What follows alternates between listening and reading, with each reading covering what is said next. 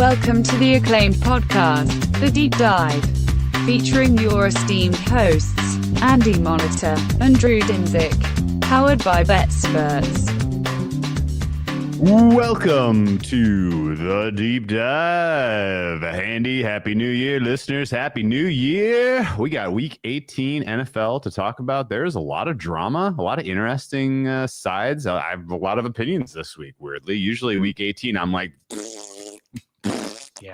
Yeah, forget this. This is nonsense. Let's just get to the playoffs. But I think actually there's a lot of drama. And as we go through and talk about these games, we'll mix in a smattering of like what's going to happen in the awards markets, because this feels very up in the air to me. A bunch of these. There's still massive swings happening daily in a couple of these markets, which I'm not sure I totally get, but so be it. At this low liquidity. I have a take on that. Okay, you want to get it off your chest right off the top? I mean, it is some of the media. I mean, and by media, I mean the sports media that's big enough to be heard by enough people to move that, because those aren't markets that are probably taking, huge bets one way or the other at some of the numbers.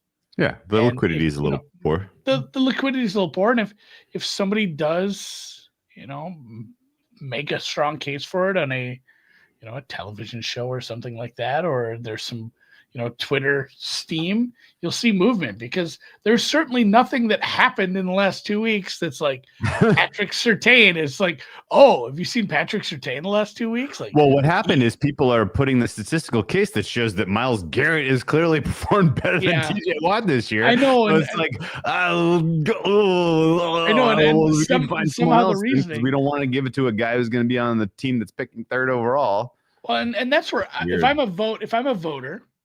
Yeah. And I was like, all right, it's TJ Watt all year. And finally I sit down over the Christmas and I say, oh, like I look into him, like, oh, like I should put a modicum of effort into this. And I look and like, he's not been that great. He's got a hell of a name, but he's been not that great. I don't think my next move is like, I should go to the odds board on FanDuel. Yeah. And I'll just see who's second on there and I'll vote for them. Because it feels like what we're doing at this point, whereas the actuality is like, well, I still want a pass rusher. Who's the best pass rusher? And depending on what happens this weekend, maybe we get some flash plays this weekend. But if I'm betting, and I might actually do this, I'm taking a stake and splitting it up between Garrett and like Van Ginkel, because like if you go look at the stats, those are guys that are actually making a difference. No, we'll get to it when we cover Lions Vikes, but like Lions Vikes, you could have, if someone makes a season changing play on the defensive side of the ball for the Vikings or the Lions, and I'm looking squarely at Joseph and Van Ginkel, you could steal Defensive Player of the Year. I don't think we've ever had that in sort of the finale for the regular season. It is fun. I don't know.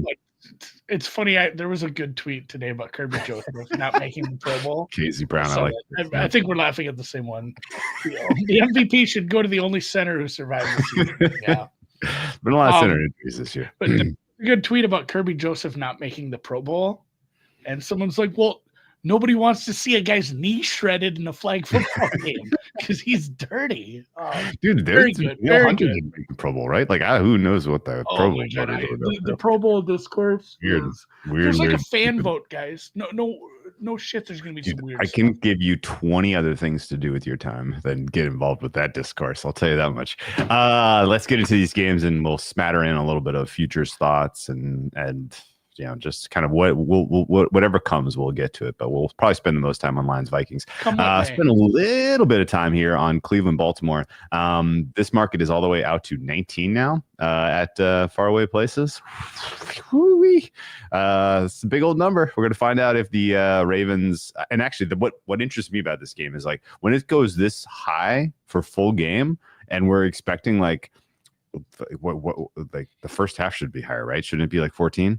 I mean, like if you're the Ravens here, you want to get in, you want to take care of business, you want to put a massive lead on this Browns team, and then you want to get your guys the hell out of there.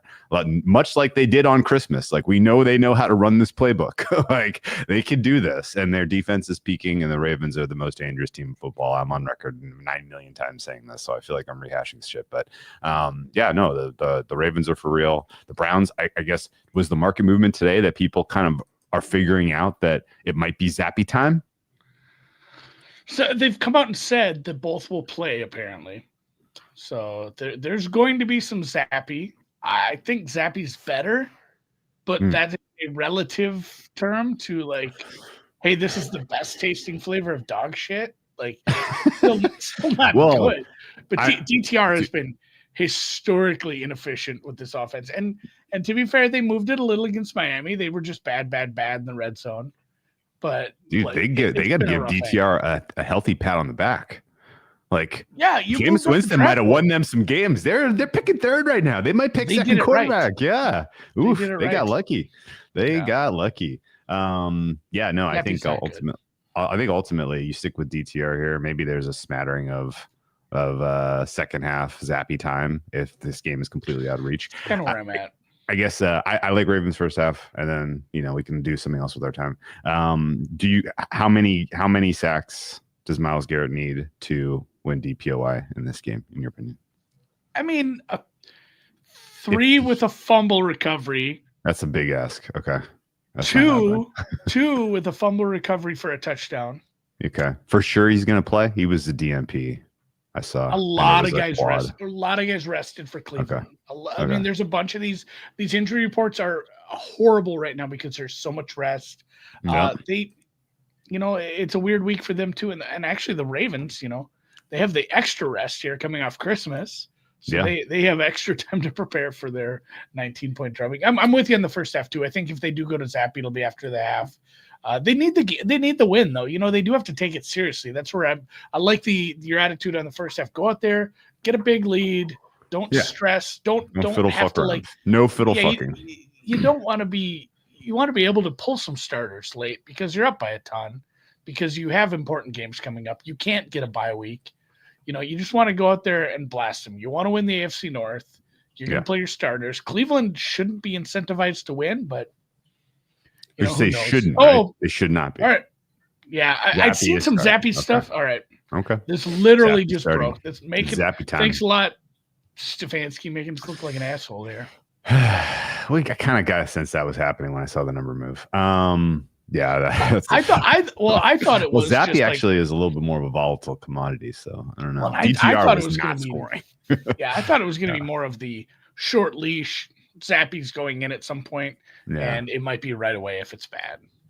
I do want to address this. I mean, I'm kind of out on this MVP discussion because it kind of feels like the cases between the guys at the top are so close that people are just going to default to the highest seed is Josh. And this telling the story of the 2024 season feels more about the moments that Josh Allen gave us, as dumb as that is. I feel like that's ultimately what's going to win out. And it's probably going to be down ballot. Like, it's probably going to be how you order the guys that counts, and whether you put Barkley in their top 3 and knock a guy into 4. Like, that's probably what's going to ultimately shape this. I don't know how many voters. There's 50 voters or 100. I don't know, man. All right. They expanded it at one point, but I don't know 100% what the number is. Last year was 50, I believe. They might have expanded to 100. It's somebody expanded. 50 sports writers. Still 50? Okay. Let's say it's 50. What's your total? Your over under on how many different names appear on the second line of a ballot? 3.5. Yeah. It might be higher. You think?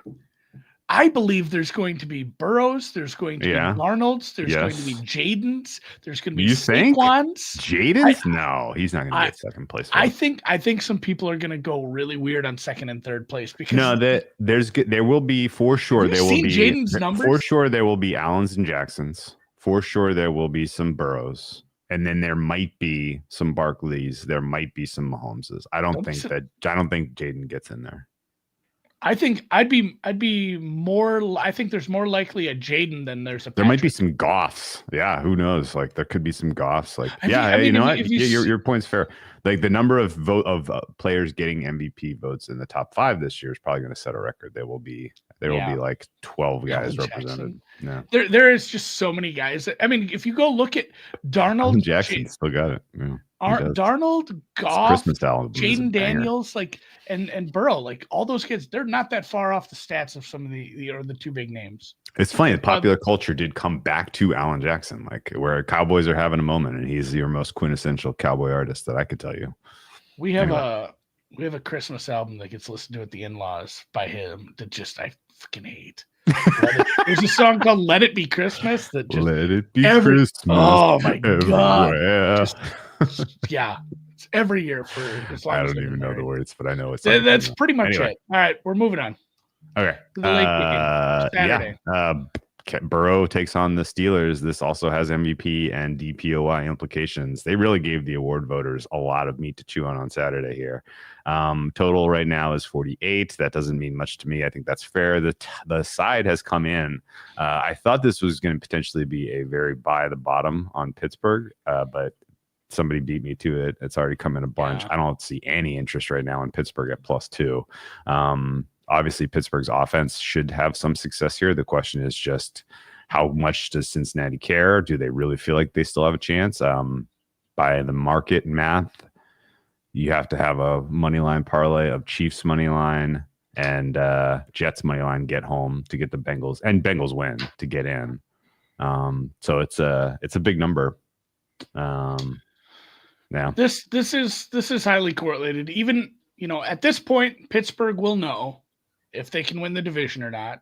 Almost certainly will know they can't win the division at this point. But Drew, they still will be playing for wild card positioning. They're fighting with the Chargers for the 5 seed. So that changes something. We'll get to this later. We'll talk about it again, but it's worth mentioning right now.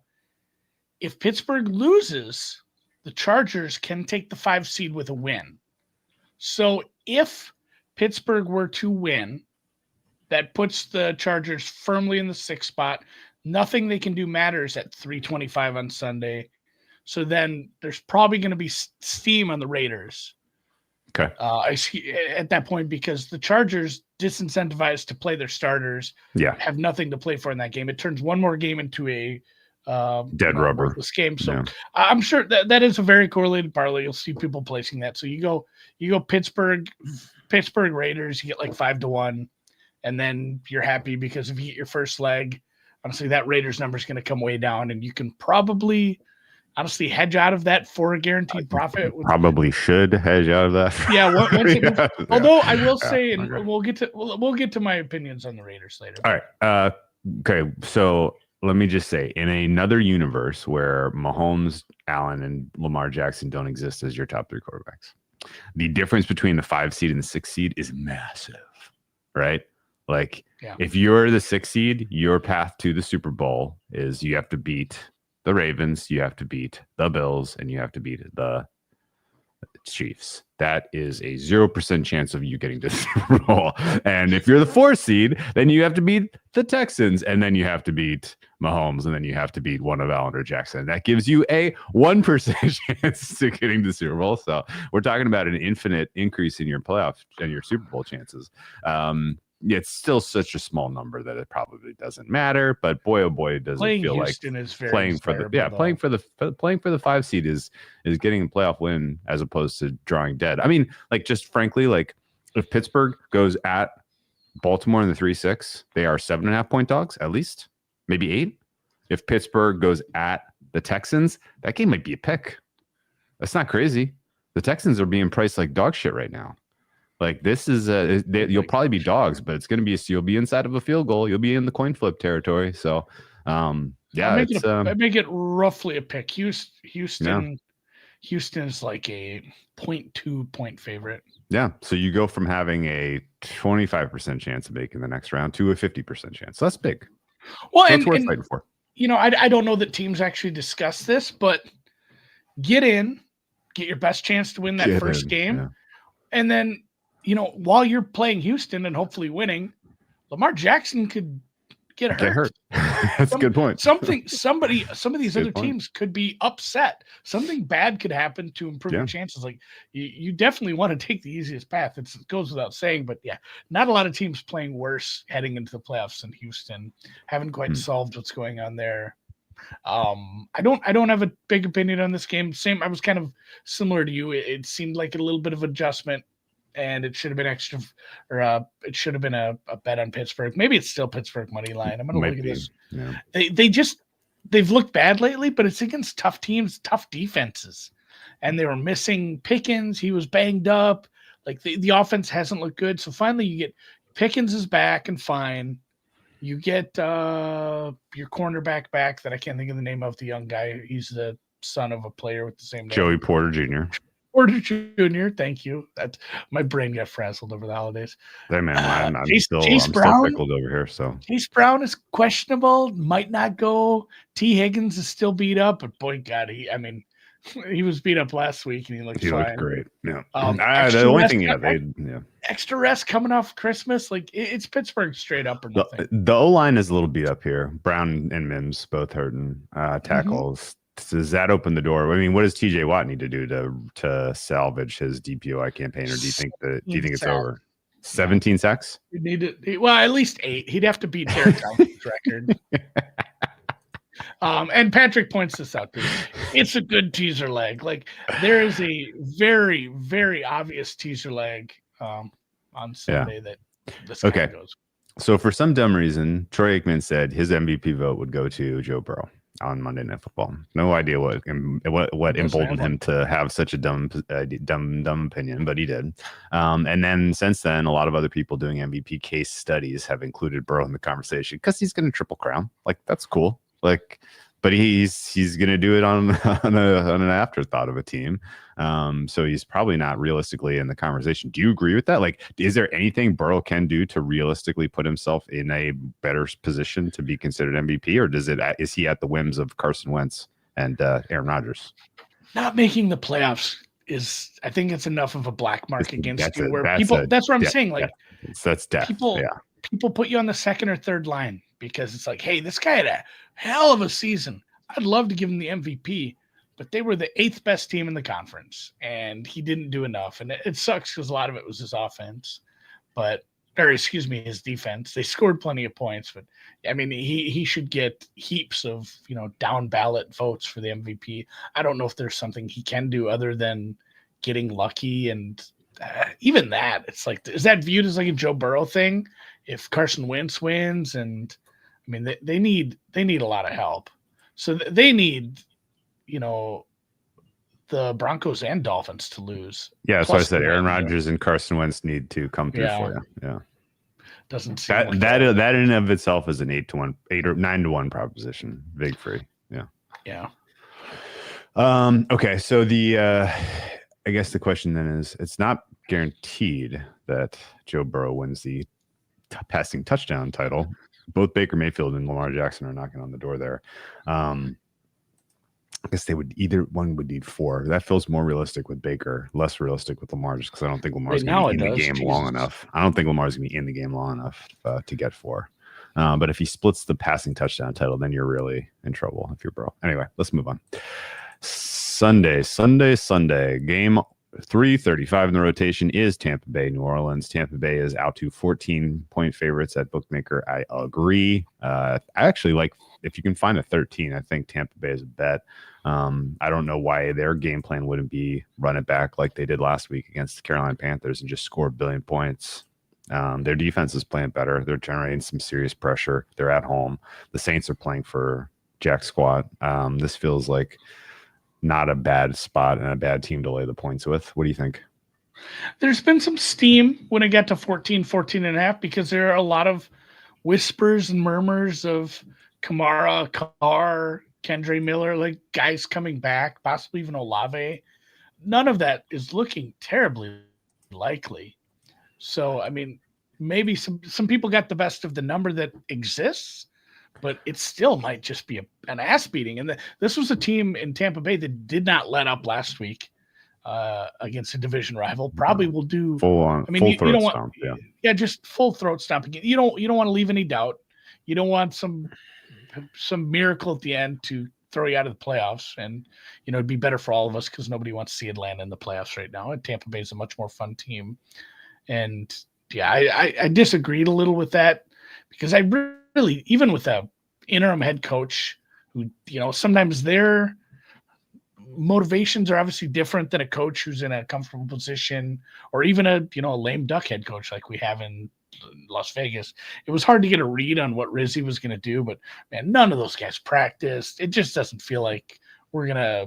Hey, we better throw Derek Carr in this game. Like, hey, let's get Alvin Kamara some reps. Isn't there all of it is a bad potential idea. downside of getting those guys hurt and then having to pay them? Yeah, like all of it seems bad. So I'm steering clear of this one. Good, yeah. This one is, obviously this is a team with something to play for versus a team with nothing to play for. I'll be honest with you, man. Tampa to me is super live and interesting if they're the 3 seed, and they are super fucked if they're the 4, I think. So they need to win this game, and they kind of need the Rams to lay down, which the market thinks they are going to do. Yeah, but as I look at the NFC, the picture, and I'll save some more thoughts to this till we get to Detroit, Minnesota. But like, I really hope Detroit gets the 1 and Tampa Bay gets the 3. Because then, like, the whole picture just makes more sense to me. Yeah. Right. If it's Minnesota as the 1 seed and Tampa's the 4 or something like that, then okay. I don't really know how to cap Detroit at Tampa in the 4-5. I don't really know how to cap Detroit, or then that game being super 50-50 makes everything else tough. Anyway, Detroit, Tampa. What is that total? I mean, we were giggling 60? we're giggling about the 56. Like, that is a much worse defense than Minnesota, and probably as good of, if not better, passing offense. Minnesota's passing offense is very good. Baker's a better quarterback. Better protection. Jesus, that's 60. That's funny. Yeah.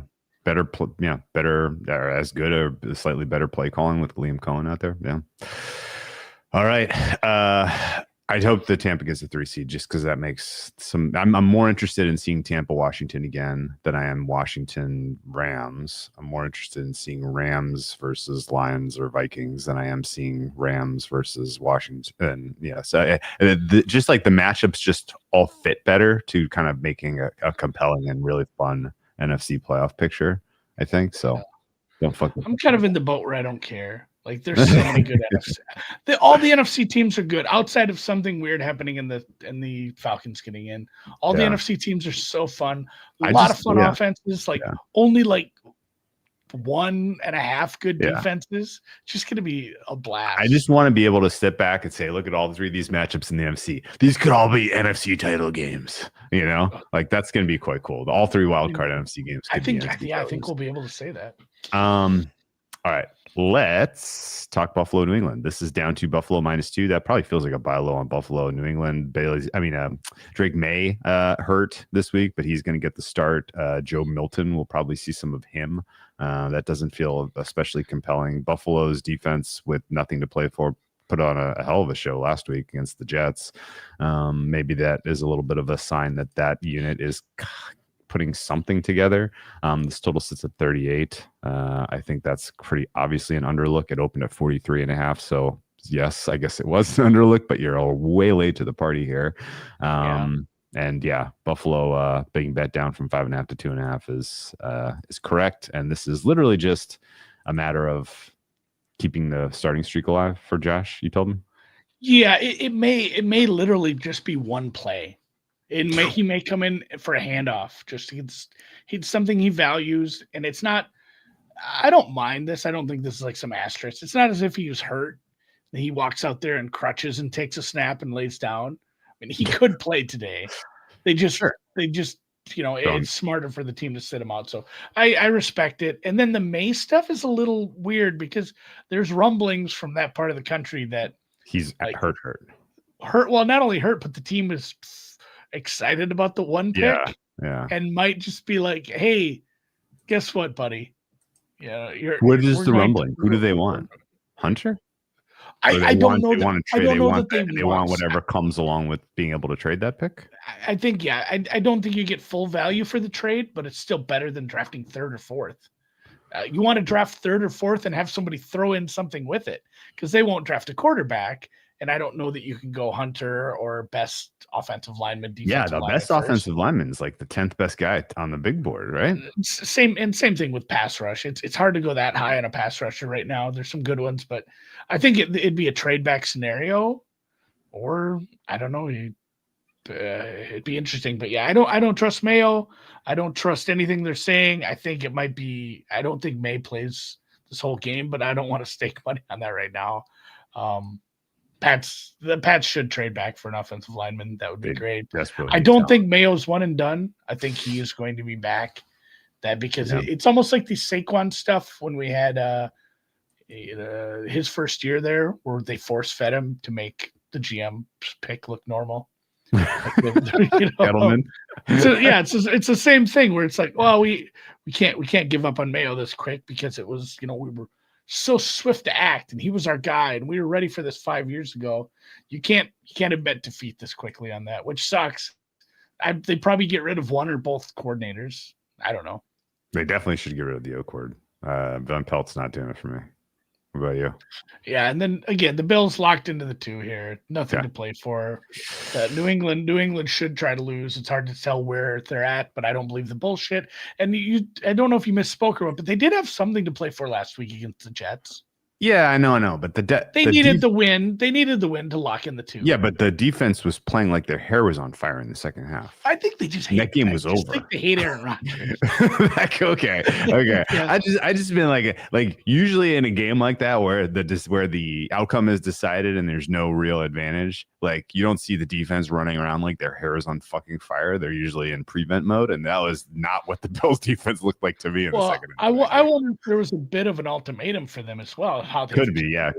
Month. Like, could be. You guys got to look a little sharper going to the playoffs, or you're not getting week 18 off. Yeah.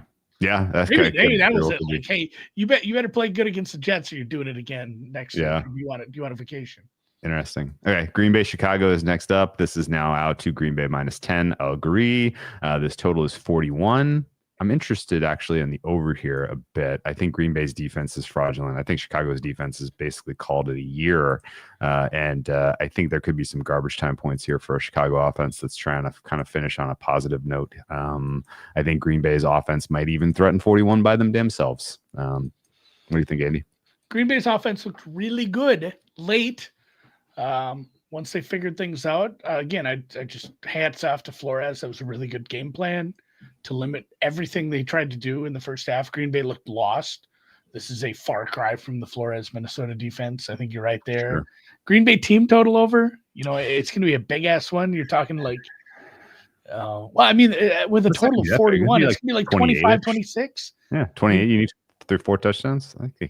26 to 15 is 41 points. So it's probably a 26.5. Honestly, I kind of like that. I may have talked myself into Green Bay team total over, because that's Green another Bay does one. Have a modicum of something to play for. They move up to the 6th seed if the commies bottle it on the road, which they could. Yeah. They do need both. They need the win plus the Washington loss. Obviously Chicago not playing for anything.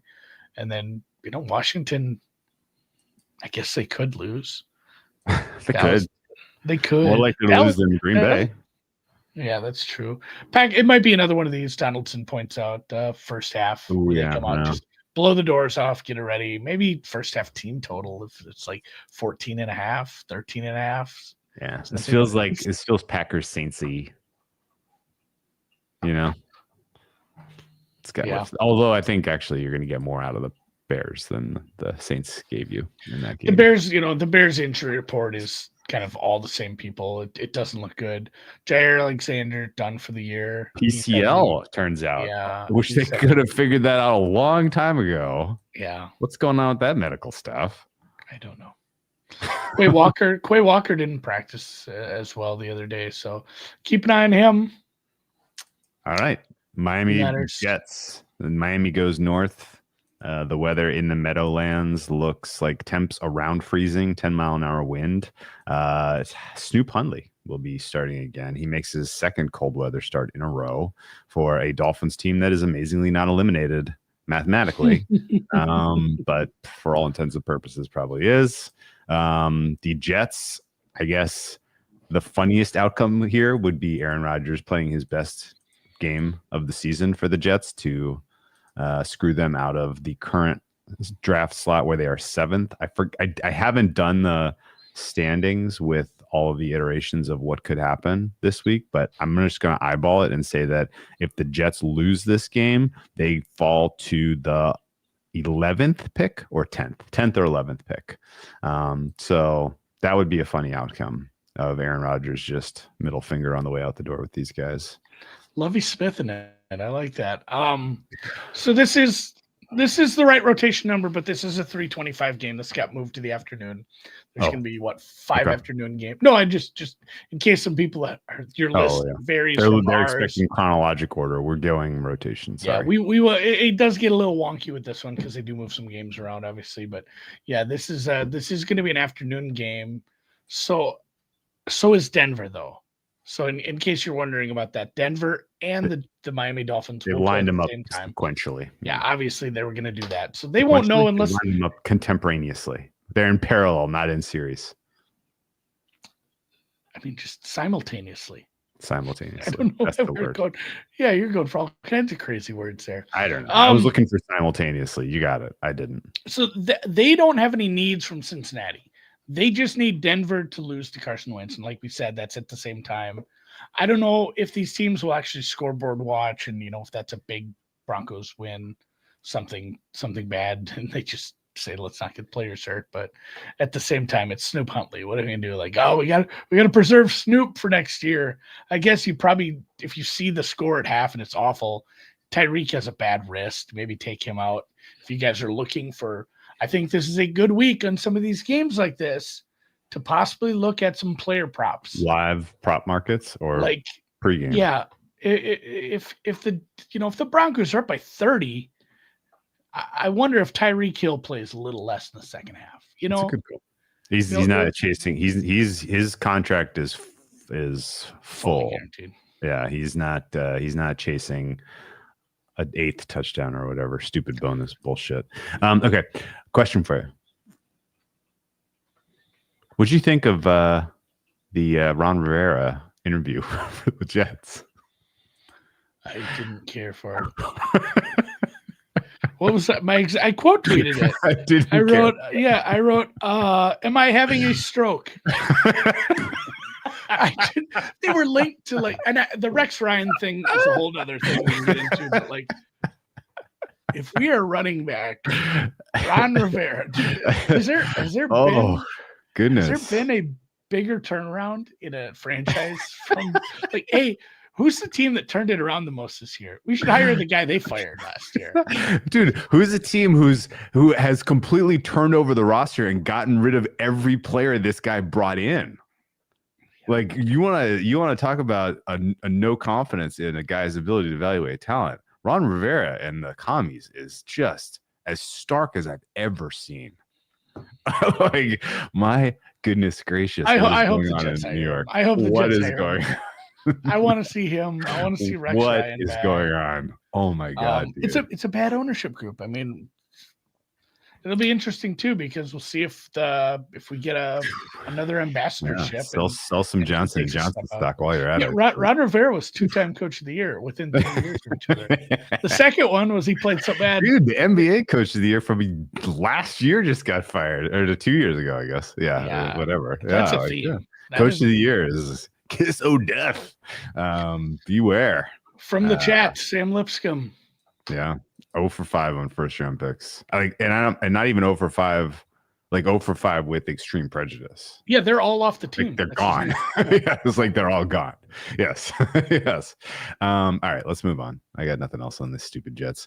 The Kansas City Chiefs and the Denver Broncos, which you mentioned is going on simultaneously. I think contemporaneously actually works a little bit better because I know that's usually about political events and people in time, but they're not going to be simultaneously doing snaps, right? It's just they start at the same time and they exist in the same time window.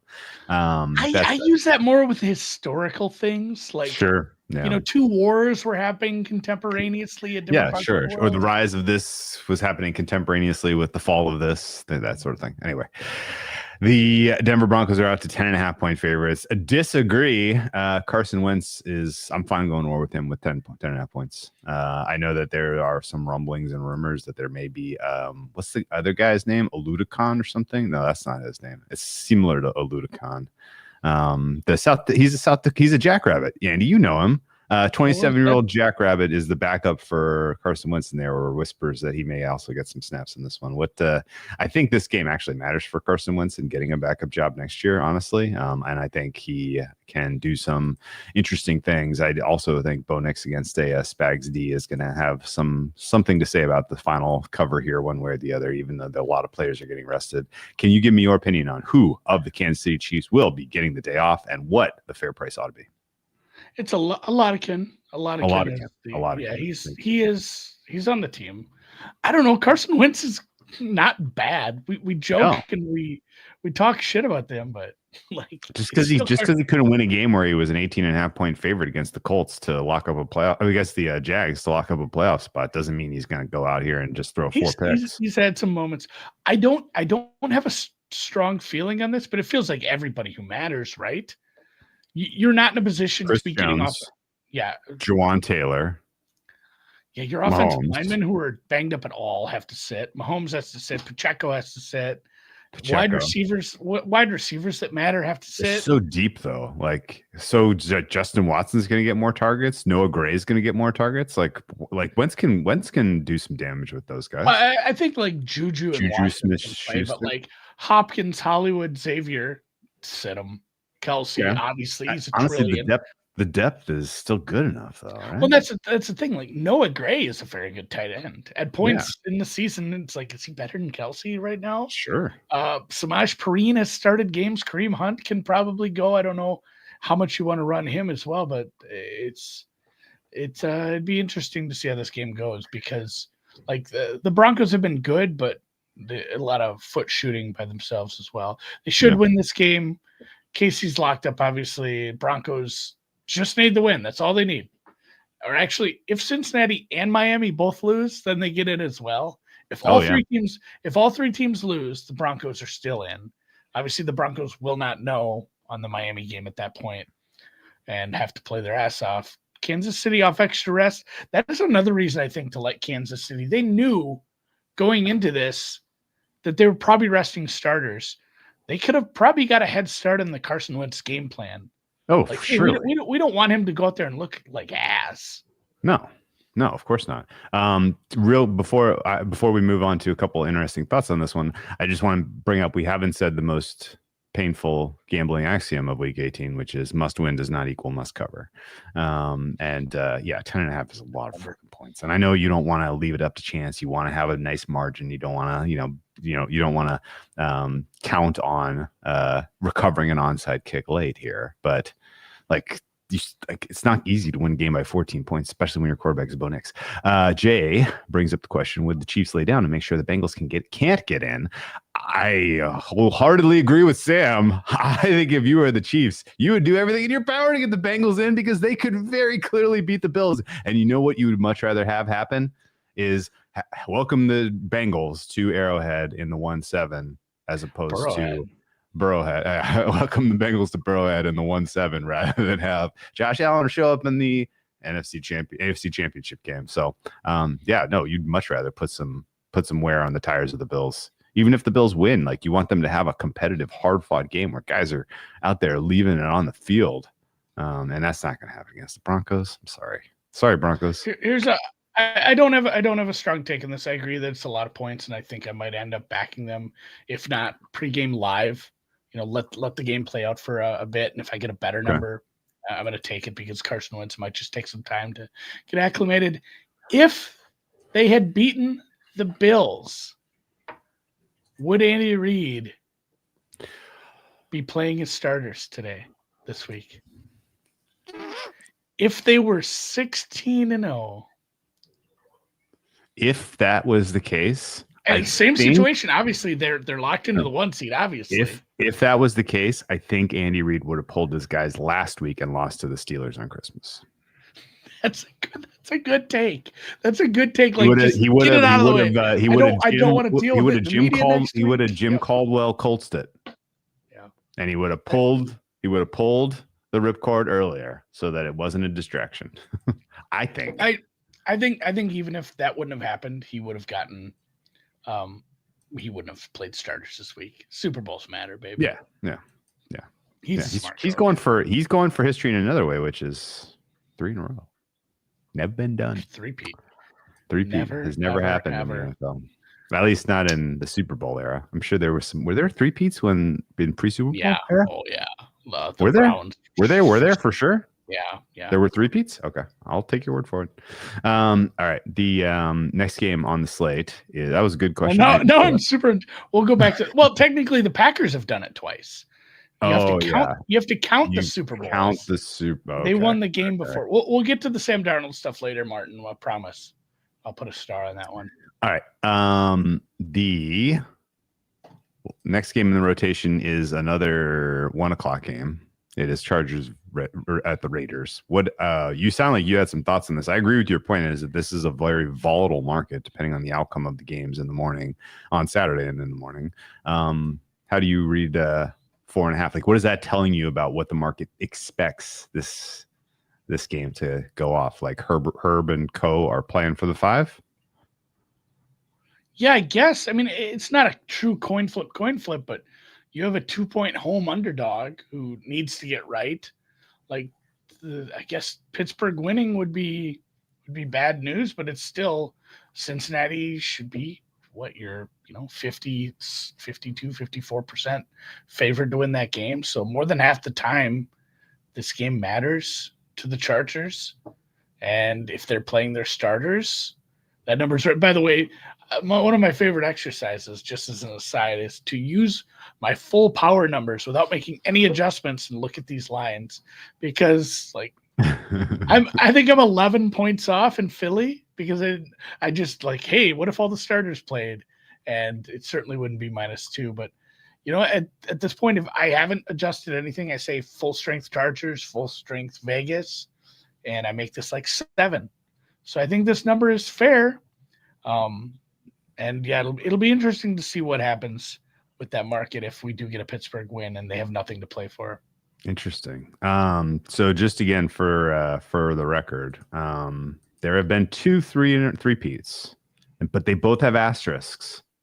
The first was before there was a championship game, and the Packers were standings champions, 29-30-31. That was a 3-peat with an asterisk.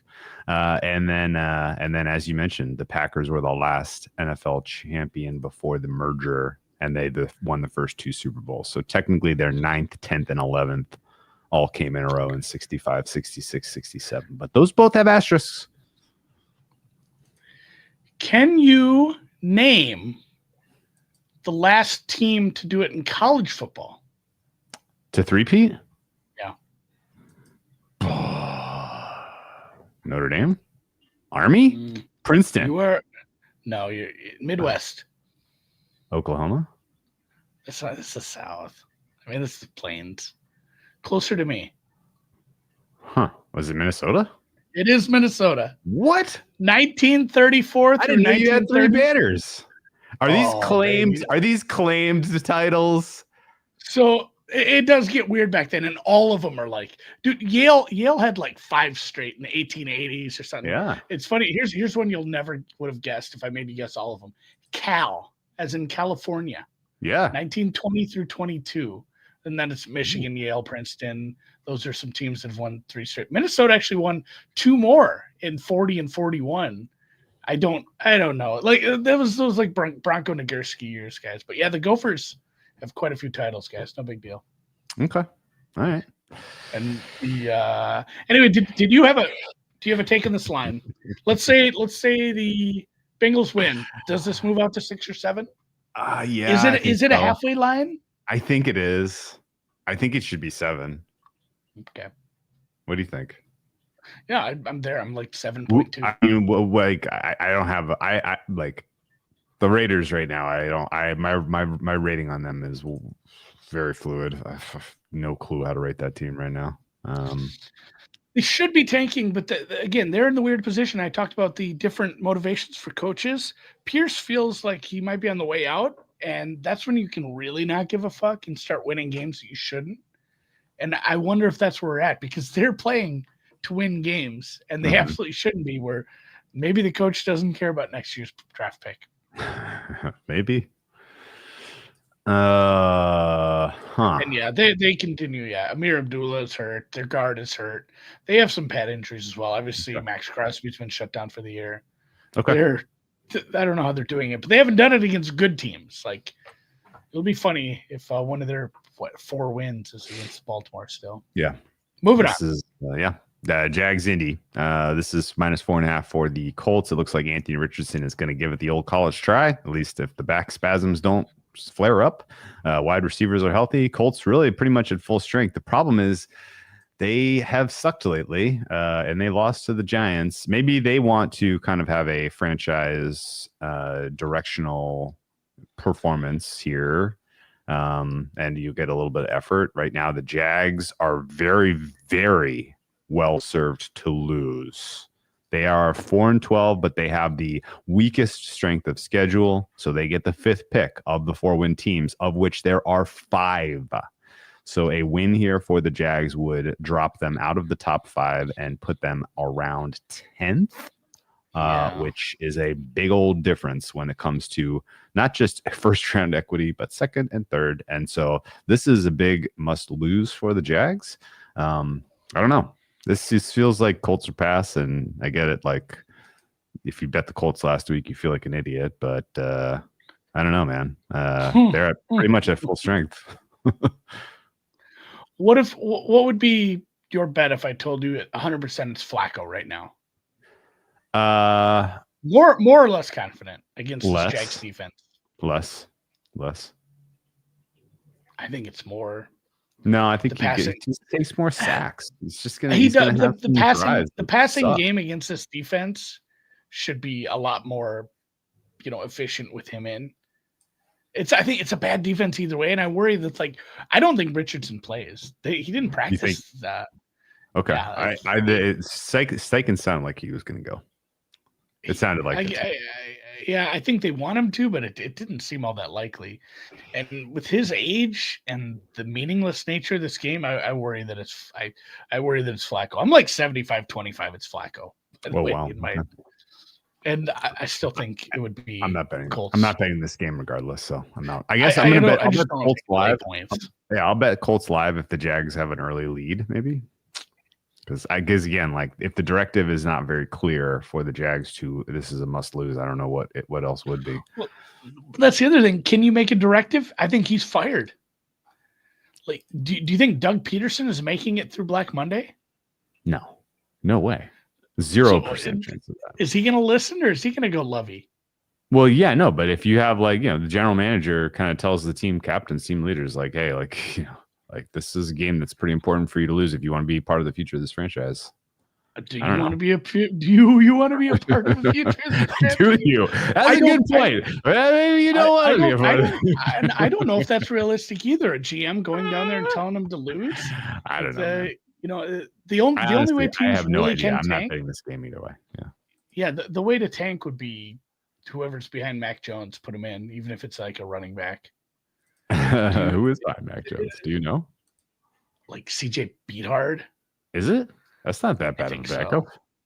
No, they need someone worse. Yeah. They need to trade for Jake Haener at this point. Direct Trade deadline's coming on. Direct snaps to Dernis Johnson. Now we're talking. Sam Ellinger. All right. Well, let's keep moving. This is not a game we needed to spend any time on. And I'm sorry we spent as much as we did on it. Another one of those is Carolina Atlanta, although this is starting to come back to earth. And thankfully, I agree with this. Carolina, I don't think ought to have been 9-point dogs in this game. It is trending back more towards 8.5, 8. And yes, there is no realistic fundamental difference between those numbers, but I think this should be about a touchdown, and I think Carolina's offense is going to give you something here. This is a big step down in terms of defense and ability to create pressure. Bryce Young has been fine under pressure or has been fine when protected since his return from being benched. And when he has gone up against teams that blitz and generate pressure at an absurd rate, he has pumpkined. Atlanta is not that team. I think this will be a competitive game, and it would be funny to me if Atlanta just loses outright, making the Tampa Bay result all that much less meaningful. But what do you think? Probably teasing Tampa. I think they win. I don't think they win by margin. I think they cover this. They cover like 30% of the time, but they win a heavy. It just with the horn probably going out. Josie Jewell, Wanham.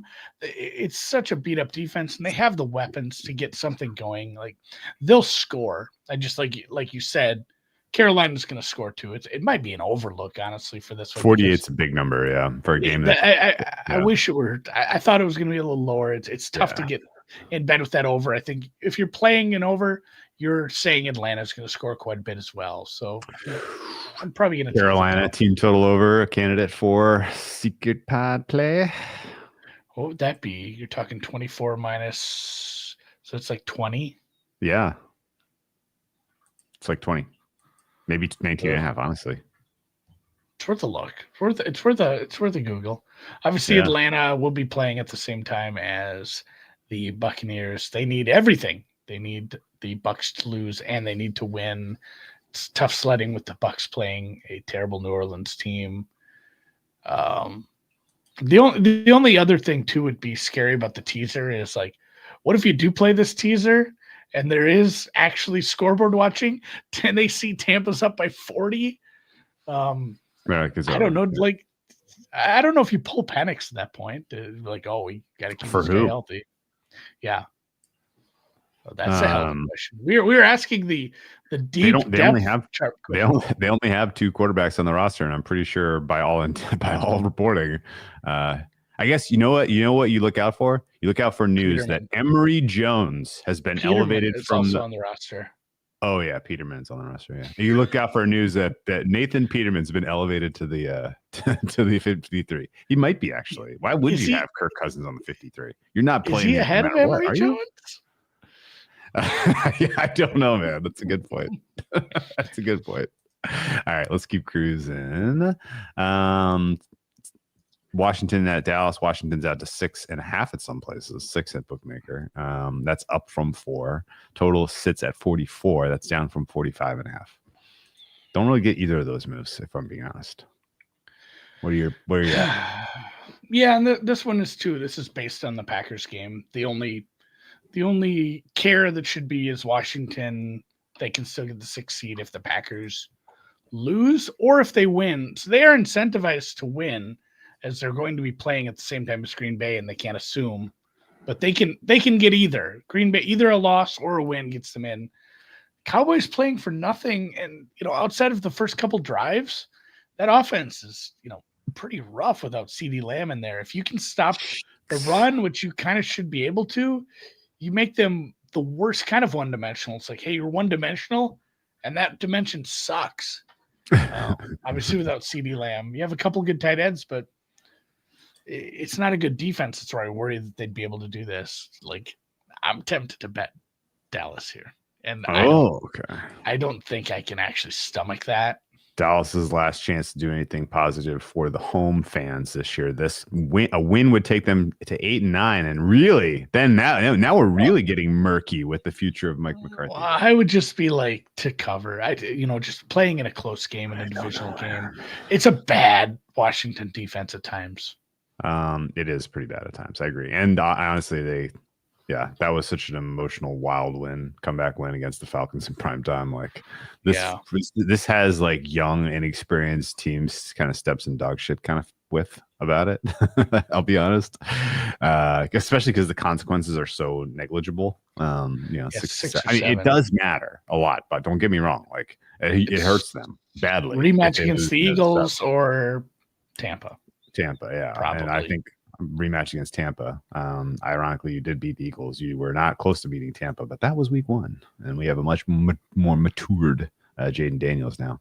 I think ultimately this is I don't know. I don't have a bet on this game either way. I just don't 100%. What would be? What would be your rating right now if you had to look at like I've downgraded Dallas plenty. I have them as like a -4.5. It's still, I can't quite get up to this number, and I don't use my actual ratings a ton this time of year.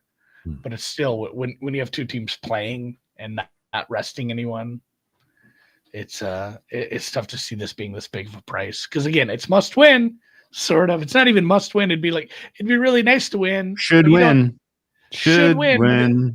Should win isn't should cover. Okay, so seriously, is Mike McCarthy survive Black Monday? Yeah, I think he's kind of gotten. You think he does? Yeah. We're doing this again next year. Oh my goodness. Yeah, it's he's got nothing but praise from Jerry Jones. Yeah, I've been reading it and hoping that this is sort of your quintessential kiss of death. Who can you go out? Who go out and get and it's better? Who are you going to get that's better? Boy. I don't know that some of the names that actually matter are going to want to take this job. I would take a swing on a guy like Aaron Glenn, Liam Cohen. Cohen would probably take it. He'd take anything because of how fast he's risen up. But like Ben Johnson, who's proven already has been picky, he's not coming. Flores, I feel like that's a bad. Are we sure Ben Johnson's not picky because he was like maybe Dallas will open up? I don't know. We don't know. I think he's kind of said he wants to go to Chicago. That's okay. That might be really. That might be horseshit. Why? Okay. I don't know. They have a war chest. History. Yeah. Okay. Yeah. All right. I have no idea. I don't know. Mike McCarthy's not that bad of a coach. I'll just say it. Like, he's not that bad of a coach. He is a middle of the pack coach. He is fine. Like, you need to have a good hire to make. He hired Mike Zimmer for his defensive coordinator position. How you feeling? Pretty like he had his finger on the pulse of what really works in 2024. Look good for a week. They had a lot of injuries on the defensive side. They lost their quarterback. They came in. I mean, from a roster building standpoint, I wonder how much of that is Jerry and Steven. Because, like, if I'm a head coach, I know Mike McCarthy's not great, but he knows better than to go into the season with that running back room. Like, he can't have been happy about that. Like, the roster building is going to stymie whoever's there. I just don't think you're going to change coaches, and it's suddenly going to get all that much better. Shit, man, Ron Rivera's available. God damn it, Drew. God damn it, Drew. All right, let's move on. Rex Ryan would be the funniest. I find the NFL infinitely more entertaining when the Cowboys are competitive and fun because they're on TV every fucking week. And so it would just be nice if we had a fun, interesting Cowboy story instead of we're really doing this again.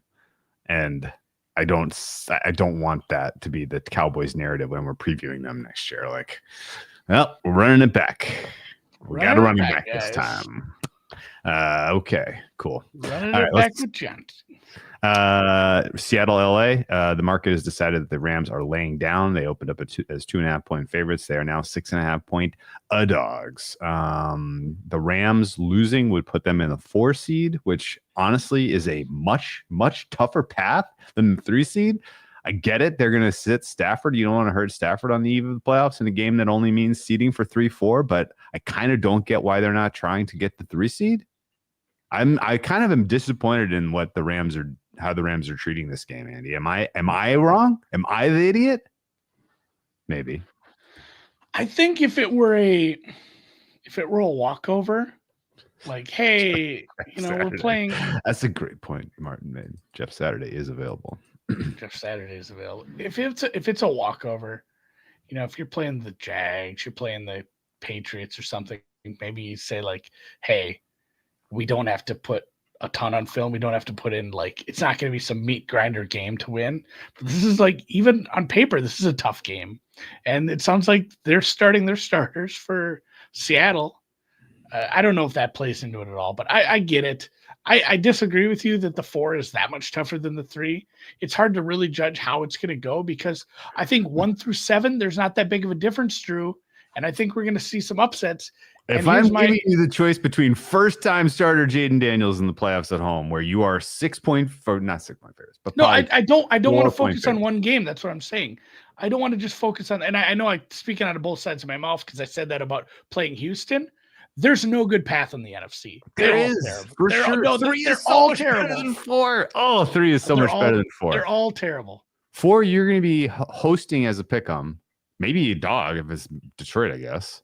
And you don't know that it's Washington. It might not be Washington. See, that's the thing. You could shoot for this 3, and things could go pear-shaped on you, and it might not be Washington anyway. Sure, but even still, like there's a non-zero chance. Certainly, if everything else goes chalk and it's Washington 6 and Green Bay 7, there is now very much a possibility that you're hosting a playoff game in the second round of the playoffs, as opposed to going on the road and playing the Eagles, I guess, or who would even be? Going on the road and playing the 1 seed off the bye. How would you host? If you're the 3 seed and the Eagles lose in the 2-7, you host. Oh, I mean, you're asking for a lot of ifs and buts. Well, if it's Green Bay, what's Green Bay Philly is going to be like 3. I'd make it 2. I agree with that, but I'm saying the market's going to be like 3. So basically, the market is telling you that Green Bay has a 40%-ish chance to upset the Eagles. At which point, you as the 3 seed, if you win, you're hosting a second home. You have a second home playoff game. That was massive. I don't know. It's maybe this is margins, and it's not worth. Oh, and that's the thing too. Again, like I said, it's not like hey, if we play our starters, we win, and then everything else will fall into place.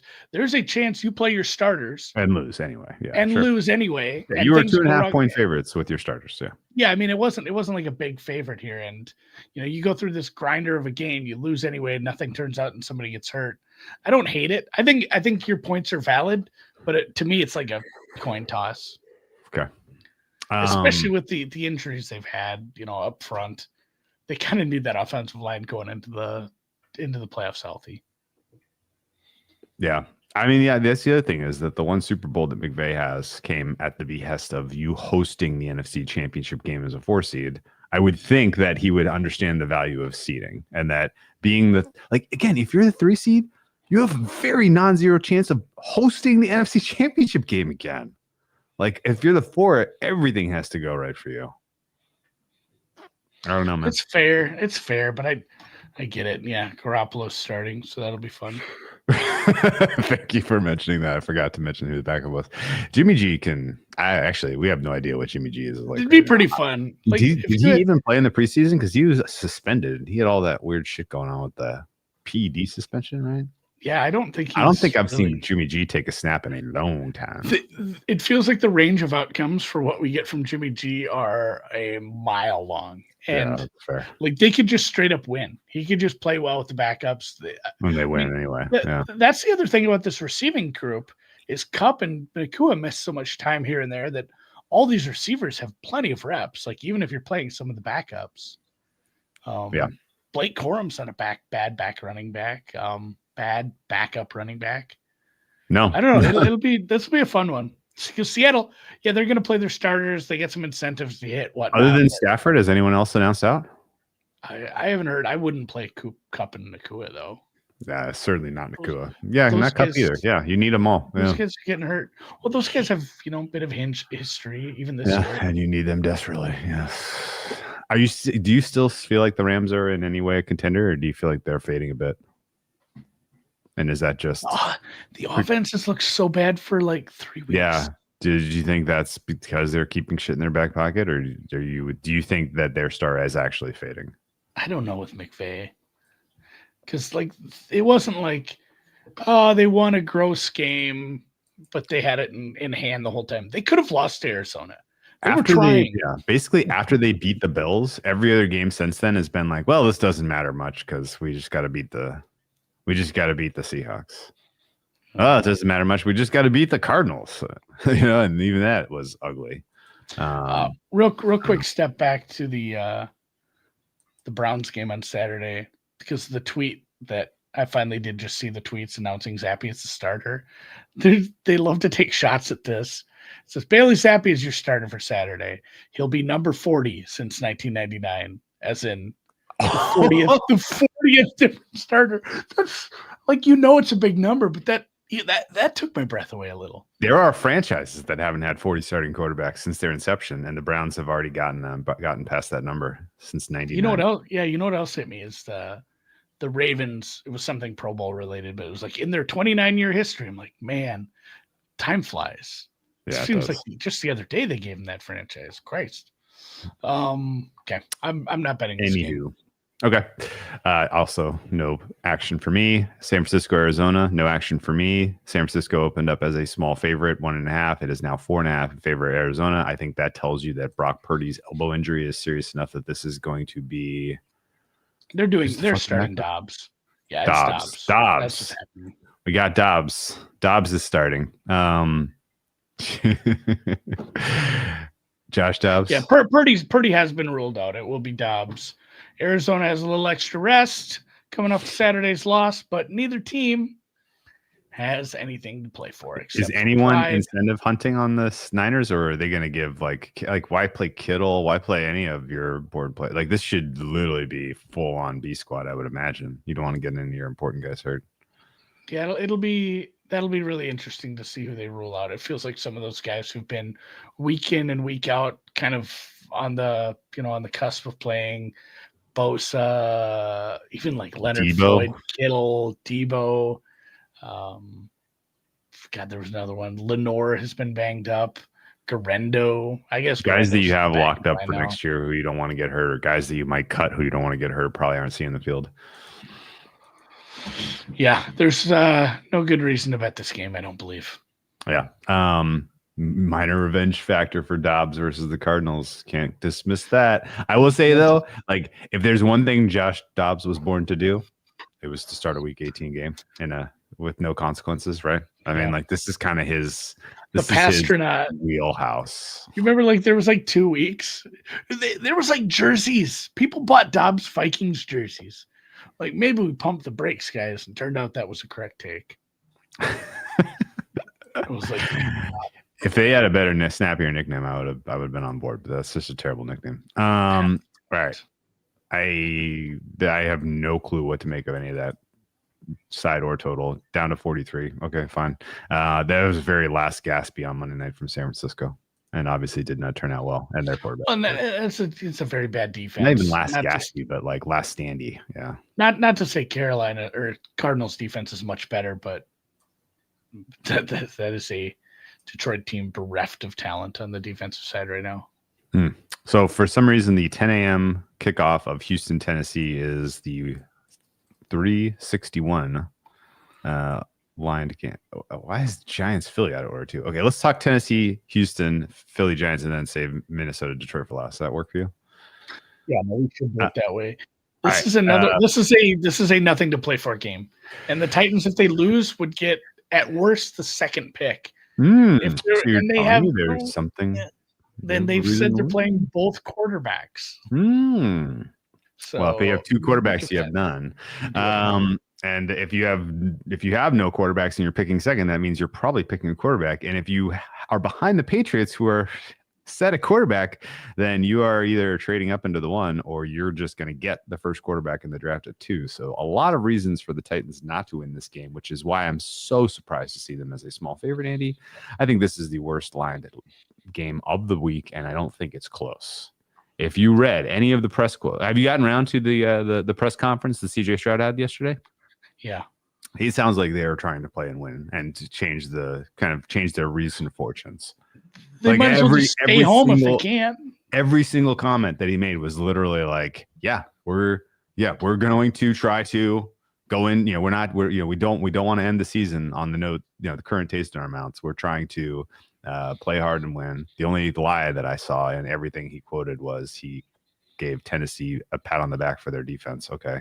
I think that the Texans obviously do try and play and do well and win this game. And even if they pull CJ Stroud and at some point it's Davis Mills out there, I'm fine with him preserving a cover against a team that is exceptionally incentivized to lose. So I don't understand this market at all. I know the Texans are a toxic commodity right now, but they're getting their 10th win. I'm sorry. I'm happy to take plus 1.5 points. I'm happy to take money line.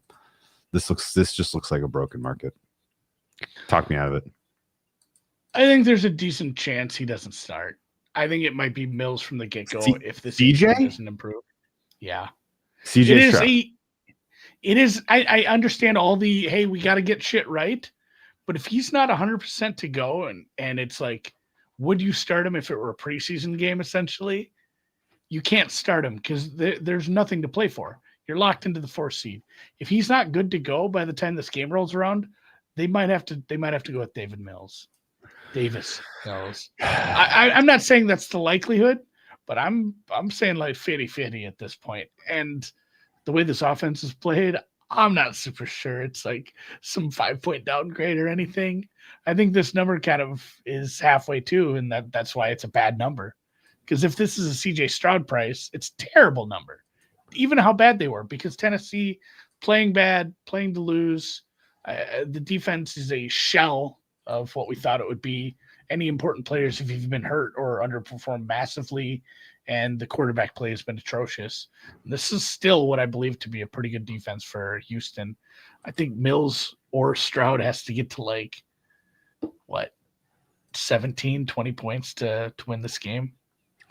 Patrick makes a funny joke, which is that Davis Mills might be QB1 on the Oh, I thought you meant the Texans roster. CJ Stroud has sucked this year. That was, I thought, the joke he was making, but he would be QB1 on the Titans roster. I 100% agree with that. Yeah. I think here's my general thought. I read the quotes on his approach heading into the last regular season game before the playoffs. Quote, "We just want to end the season the right way. On a positive note, we have to be ready to go play and go to Tennessee, who has a good defense up there and a lot of good players. We have to bring our A game and try to end the season the right way." You think he's lying and that he's not even? He said they have a good defense and a lot of good players. He's clearly okay with lying. Okay. All right. I don't know, man. I'm 50-50, he says. They have nothing to play for other than getting right. On what he wants to see from himself this week. Just be myself and try as best I can to make plays. And that's what my job is, to get guys lined up, make sure guys are doing their jobs the right way and communicating well. Then, of course, throwing the pill. Just want to get back to feeling good again. I feel like I am getting better, so that helps. These quotes all read like they've decided he's going. I don't understand this. I mean, let's say they have not decided. What do you think he's going to say in that? You think he's going to be like, well, I might not play, so... it's important to get playing time this last week to get back on track before the playoffs. I can say Demeco has a plan for us, and we have to trust his plan and to go out there and play. I'm excited. Yeah, that's just coach blessing through a player. I don't buy any of it. I mean, what else is he gonna say? Like, hey, this it was fun winning the division, but we're probably fucked in the playoffs, right, guys? Like, I want to try hard. Yeah, the Nico Collins mixing DNPs for rest. I think both guys are all very close to achieving milestones. The first team offense is going out there for a half, and they're going to put up 21 points, and it's going to be 21-3 at half, and I'm going to feel great having Texans in pocket. That's all I got. I think we're taking different paths, but I'm fine if it's Davis Mills. I still think he beats his team. Okay, fair enough. It's just a bad price no matter what. Okay, fair enough. Giants Philly is back out to Philly -3. Did you see that? Mm-hmm. Okay, fine. Kenny Pickett and co. They can cover 3 against this Giants defense. What is your percentile on Barkley chasing the record or not? Because 0. They've said he's out. 0. He's out. It's official. Yeah. Okay. I believe that was going to be the case. I thought it would have been silly. Some people are like mad about it. Like, football should be fun. We should chase his records. Like, yeah, what if? Like, what are the actual odds of suffering a minimum 4-week injury? A bad high ankle sprain, or even something that's 2 weeks plus limits you for 2 weeks. Like, if it's 1 to 5%, I would think, and that's too much for a game that doesn't matter. For a record, it's not a team, right? He did it in Kelly Green, I guess, but I don't know. I don't like record chasing when you are coming into the playoffs so good right now. Like everything's kind of fucking clicking, guys. You And it's are well, and this is a 3 good to point 1. from Wahoo. You have a 25% chance to go to the Super Bowl. That's not enough to avoid missing out on history, in my opinion. No way. On this turf too, in the Meadowlands of No, like it's in Philly. It's in Philly. Is it? Okay, Yeah, it's in okay. Philly. Not a Philly. great one. Not a great. It's in Philly. You had me incepted there, Wahoo. I don't like it. I don't like it. Yeah. All right. Well, whatever. I'm fine sitting them. I don't. 25% chance there's teams that were killed. When's the last time? I mean, there's franchises that haven't sniffed 25% chance to win the Super Bowl in 40 years. No, this is to go to the Super Bowl. Yeah. Yeah, still. It's just to go. The point remains. You know, like ask the Cleveland Browns when the last time they had a chance like that is. And there's so many teams that would kill for that chance. Okay. Well, and it's the Giants. Kenneth Gainwell's looked pretty spry. I don't think your chances diminish that much if Barkley is actually missing. This is my point, maybe, which is 25% turns into 21% if Barkley misses a couple of playoff games. Who cares? This is history. I don't think you should have conceded on a very real chance to get this. You could have got this by halftime.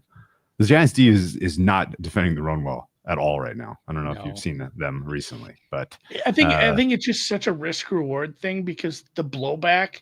If you're the GM and the coach, like the blowback is such a headache. Aside from the 25% dropping to 20% to make the Super Bowl, man, what a headache. If it happens, this is the 3 worst press conferences of your life are coming up. You just straight up booby miled him. But weren't you? You were risking that last week, getting him to 2,000. I know. I can't believe they put him out there last week. Yeah, like if you were going to do that, why? What? I was stunned at some of these decisions. Super dumb. All right, this is all dumb. Stupid fucking football. Minnesota, Detroit. Minnesota, Detroit. All right, let's get to the main event here. There is a lot at play here, and obviously we've covered this in spits and spats. But the difference between the 1 and the 5 is absolutely monumental right now, and in fact, I think. Really, like the conference market in the NFC right now is just totally rat fucked price wise. Like this is not right. Like these are not the correct prices because we do not know what the seeding is going to be yet. And the fact that the Vikings have a realistic chance to win, but that they're 4 to 1 to win the NFC is crazy to me because we live in a very real. You run the sim enough times, like Vikings win this game a lot, and in a lot of those worlds, a 1 seed and a bye. Moves them into like the plus 150 range probably. So amazing to me. What I'm getting at is there's asymmetry right now in the futures market compared to the game. That said, I think that the lines are the right side here. There are some minus 2 110s out there that I think are worth trying to put in pocket. It may trend back down there before we get to kickoff. Right now it's 3. But it's a super cheap 3. My inclination to bet the Lions here is based on the fact that Goff has shredded Flores blitz heavy type of Ds throughout his career, and that Ben Johnson right now is coordinating the most violent and impossible to stop offense that I can ever remember seeing, and that in the first matchup between these teams, everything went right for the Vikings. They got out to a solid lead. They had a crushingly lucky touchdown by the defense at the end to give them the lead, and they could not hold on to it at that time at home against these Lions. So what's different now? I know that the Lions defense is a lot weaker now than they were then, and maybe this is just pretty big difference. But that's still, you're like, here comes big bad Sam Darnold. Okay, well, he's gonna rip these guys to shreds, and no way we're relinquishing a lead this time. All right, maybe.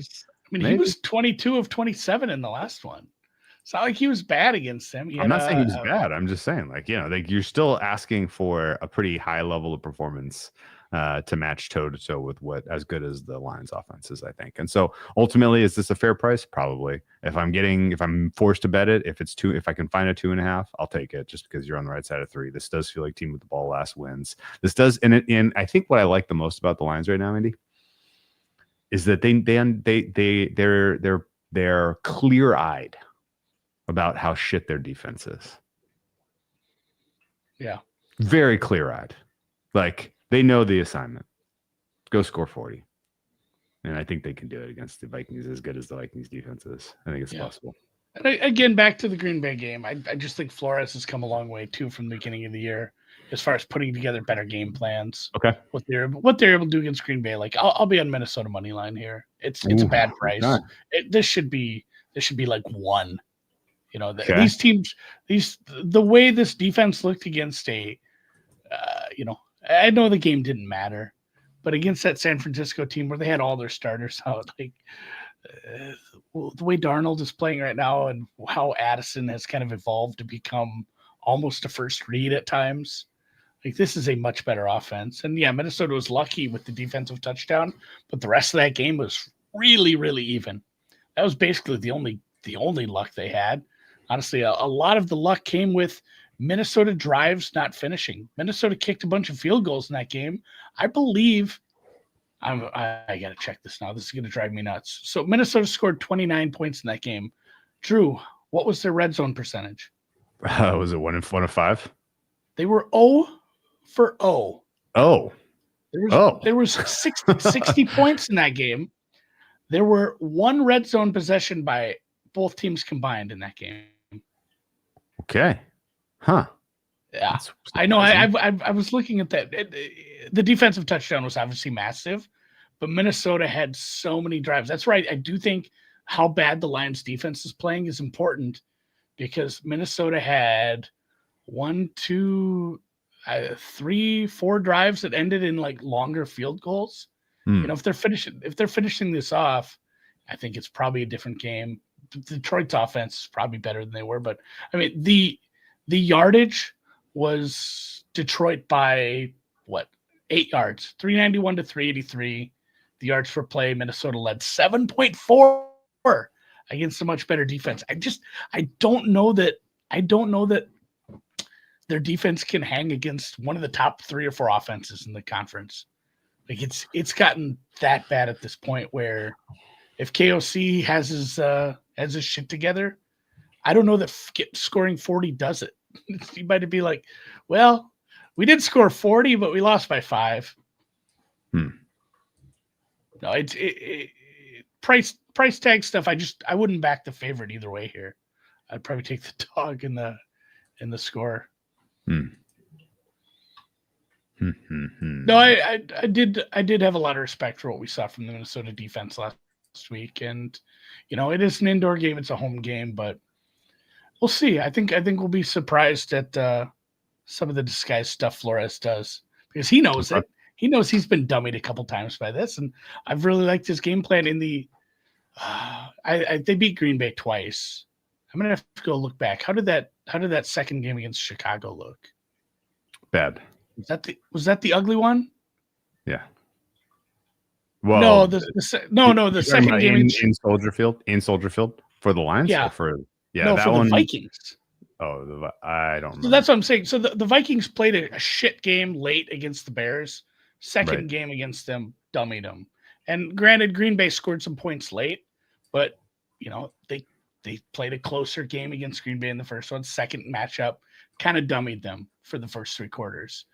Just maybe I'm keen on Flores in a rematch as well. Okay.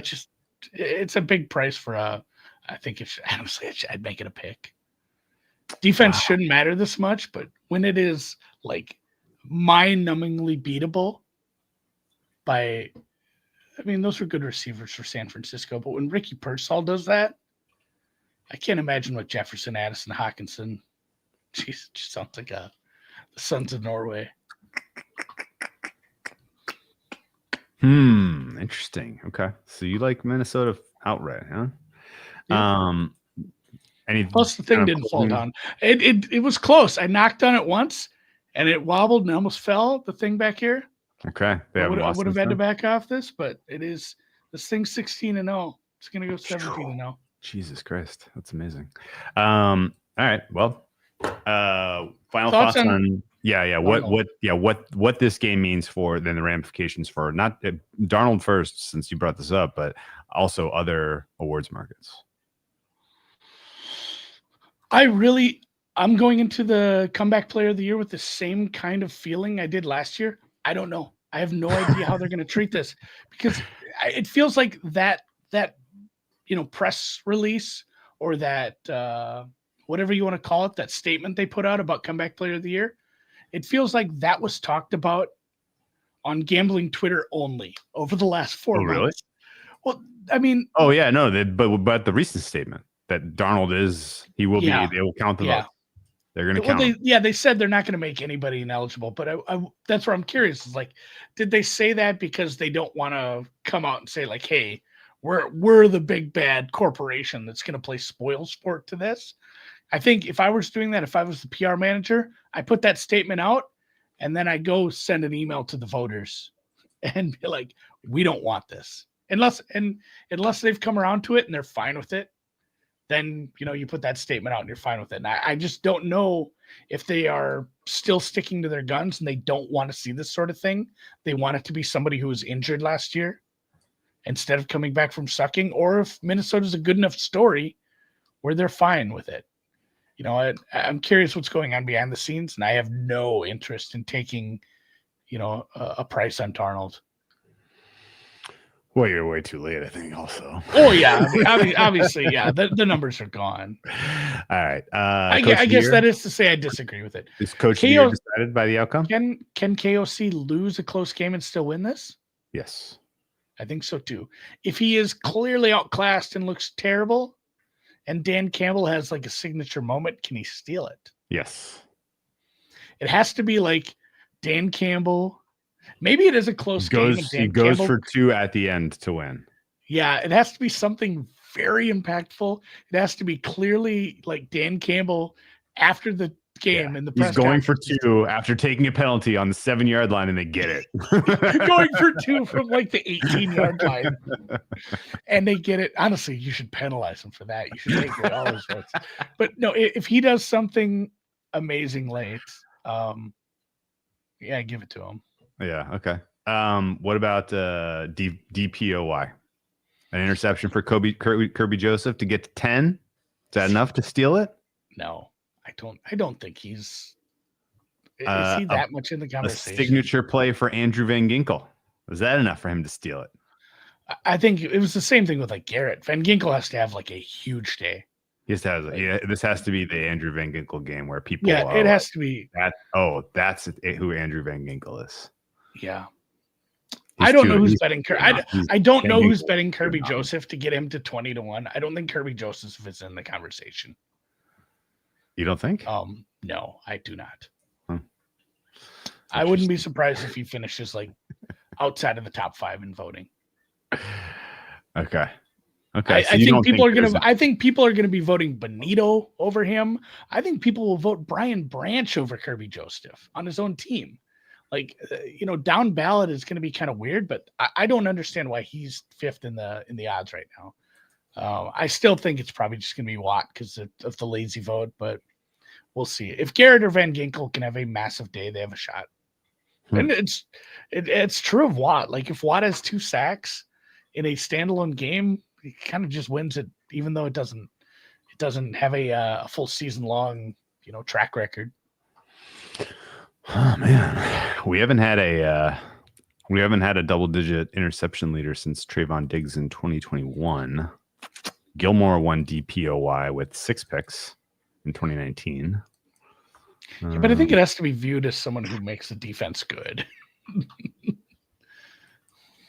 It's going to be tough, even if he has a pick. It's like, well, he has a pick, and that's they're going to try to score here, but there's 2 minutes left, and the Vikings are up by 17 after Darnold has thrown 6 touchdowns on the day. That's not going to matter. I agree with that. Chris Paul makes a 3. I dig it. Okay. Other awards, real quick. First lock, probably.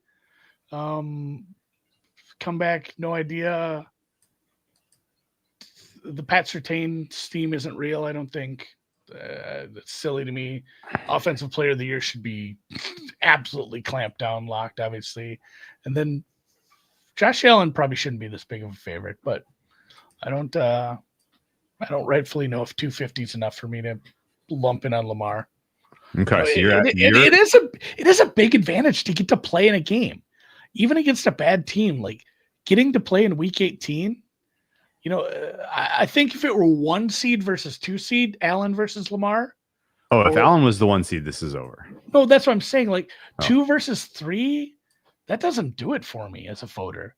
That's just like, you both won your divisions. Good job. Lamar had to. It feels like Lamar overcame something. He overcame a very lucky and overperforming Steelers team and some early season bumps and bruises to get this back, and he won the division on the final day of the game, whereas like Aaron Rodgers sucked, Tua was hurt, and the Patriots had a rookie. Like, what did Josh Allen do? He had some fun plays, and he put up good stats. I'm not saying he wasn't great and deserves to be in the top 3 voting. He beat Pat Mahomes in the snow, and he beat the Lions in a really memorable game. He had the memorable game. He had the memorable moments for the year. Yeah, and his numbers are very good. Like, don't get me wrong. What's the best Lamar Jackson play you saw this year? Exactly. Like it's just a conglomeration of a whole bunch of stuff. Yeah, the numbers, the statistics side by side. It's so clearly Lamar, in my opinion. I shouldn't even say it so clearly, but it is Lamar statistically. Yeah. And so you have to come up with some other reason to not give it to him. And the other reasons are all dumb. In my opinion. Josh Allen hasn't won one. Yeah. They're a higher seed. He caught that cool touchdown lateral. Yeah. Yeah. They're all dumb. That should be like, that's going to win the ESPY for like coolest play. Yeah. That's fine. No. I mean, it wasn't as good as the Tony Pollard touchdown for the Titans against the Dolphins. I thought you were going to actually name something cool there. Whatever, Drew. Anyway. All right. Well, good season. Good regular season, at least. And we're on. Yeah. So if you like the Vikings money line, are you going to split your stick? NFC 4-1. KOC minus 1,300. No, that's it. No, that's interesting. The equity that you freaking put in your pocket. Whoo, boy. No, that's interesting. I almost did bring that up with the Lions. Like, if you'd like the Lions to win and cover, with huge asymmetry in favor. You should probably take a little of that too. Yeah. Nah, you're probably right. The operating assumption in the way that the markets are priced, at least the operating assumption is the Vikings lose this game. All right, I'm going to take it. If they win, they flip to just monster number for NFC and Super Bowl. Are they favored to win the NFC, or are they right behind the Eagles? 100% they're favored. 100%. I think it's close with Philly. I don't think it's a big difference. Disagree. What would you make those two prices? I don't move the Eagles number at all. I'm still like around plus 325-ish is my fare for them. And then my number for Minnesota is like plus 180, plus 175. I'd be like 225 for the Vikes, 275 for the Eagles. Eagles have a legit defense and a crazy good offense. And a fucking gnarly path. AJ Brown is gnarly path. They got everybody, even the Vikings, if the 1 seed, even them, that's a gnarly path. That's a bad 2 games. You gotta buy. That's a tough 2 games. I know, but both of those games, what are they favored by at home? And are they favored by more than a field goal in either one? Because they're not going to play teams that lose. Let's assume that. Yeah, I mean, let's assume it's Bucks, Rams through, Bucks, Rams, Eagles through. Okay. The Bucks are 3.5-point dogs at the Eagles, and the Rams are probably 2.5, 3-point dogs, maybe 3.5. Right, the Rams aren't getting respect at all in the market. I make Minnesota. It might be 3.5. I make Minnesota 3.25 over the Rams at home. I'm just gonna say if it's Bucks, Eagles, Rams, Vikings, I think the Vikings are bigger bigger favorites than the Eagles in divisional week. Okay. And some of that is a bump because of the bye. I can live with that. Yeah, the bye is massive. I'm just saying they're going to have 2 tough games. It's still not like, oh, they should be there's no way they should be like less than 2-1 to win those 2 games. Cuz that implies like that money line parlay is what? To get to 3 in decimal odds. What's the cube root of 3? Square root of 3. Well, square root in decimal odds. Yeah.